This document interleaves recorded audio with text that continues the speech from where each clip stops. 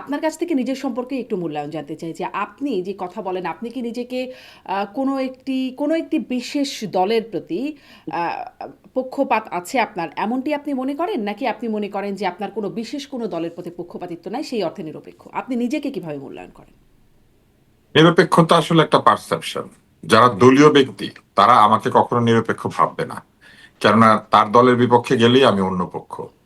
কিন্তু আমি নিজে যেটা চেষ্টা করি সেটা আমি বলতে পারি, সেটি হচ্ছে আমি সাধারণত কোনো দলের পক্ষে নিরঙ্কুশ সমর্থন প্রদান করি নাই এবং কোনো দলকে সমালোচনার বাইরেও রাখি নাই। কেননা আপনি সমালোচনা করবেন কাজের, দলের না। আসলে একটি দল 100টা কাজ করে, তার মধ্যে মনে করেন 6টা কাজ, 9টা কাজ, 10টা কাজ ভুল হতে পারে। আমাদের কাজ হচ্ছে সেই ভুল কাজগুলির সমালোচনা করা, সরকার হোক, দল হোক, ব্যক্তি হোক। আমরা শুধু ভুলটুকু সমালোচনা করব, কিন্তু তার বাকি কাজগুলিকে উড়িয়ে দেব না।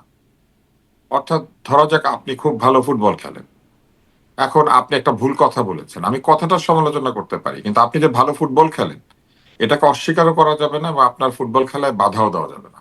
একদম আমি স্পষ্ট। এই নীতিতে বিশ্বাস জি, করি। একদম স্পষ্ট, তো মানে আপনি। সেই কারণে যেটা হয়েছে, হ্যাঁ, হ্যাঁ। আমি একটু শেষ করি তো।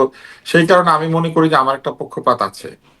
সেটা হচ্ছে আমি যতটুকু জানি ঠিক হিসেবে আমার এই ঠিক জিনিসটার প্রতি পক্ষপাত আছে। এখন সেটা মুক্তিযুদ্ধের ইতিহাস হোক, কিংবা পৃথিবীর ইতিহাস হোক, অথবা বিজ্ঞানের একটা সূত্র হোক, অথবা মানুষে মানুষের সম্পর্ক হোক, কবিতা, প্রেম, কিংবা সাহিত্য, কিংবা অন্য যে কোনো বিষয় হোক, ব্যবসা।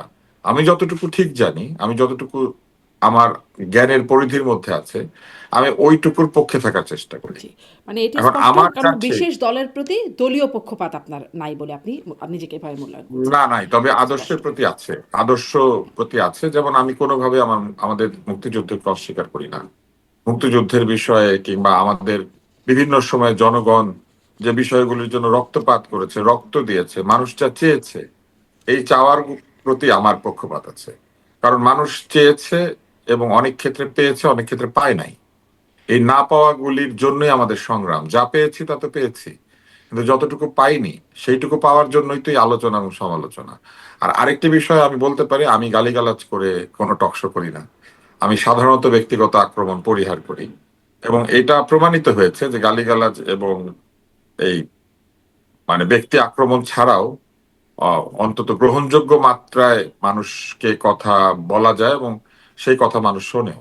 জি। অতএব এই গালিগালাজ দিয়ে পপুলারিটির যে জায়গাটি, এটি আসলে সঠিক নয়, বরং এটি হচ্ছে অনেক আহ ধন্যবাদ ডাক্তার আব্দুল তুষার। এটি ভুলের একটি বড় প্রসার। জায়গা, কারণ এই সময় গালিগালাজের খুব বিস্তার এখন, বিশেষ করে সামাজিক যোগাযোগ মাধ্যমগুলোতে তো আছেই।